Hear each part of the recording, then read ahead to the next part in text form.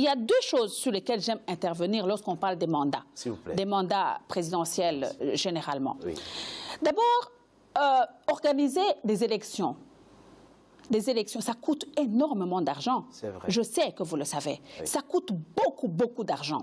Lorsqu'en 2015, nous avons organisé les élections au Burundi, avec une promesse, comme d'habitude, de la communauté internationale de nous appuyer dans ces élections, nous nous sommes vus à un certain moment retirer cette aide.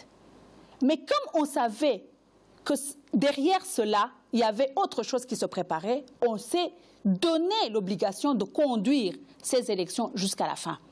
5 ans pour un président, c'est trop peu. C'est trop court, dites-vous. C'est trop court. Pour un président, pour l'organisation d'un pays, pour mettre des choses en place et conduire, c'est trop court.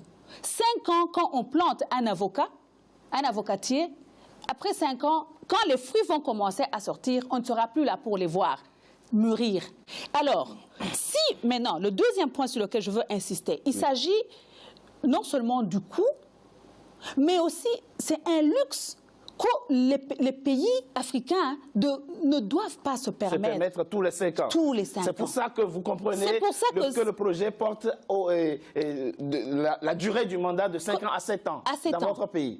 Oui, à 7 ans. 7 ans, c'est peut-être une période plus ou moins logique et raisonnable pour un mandat. C'est plus ou moins raisonnable.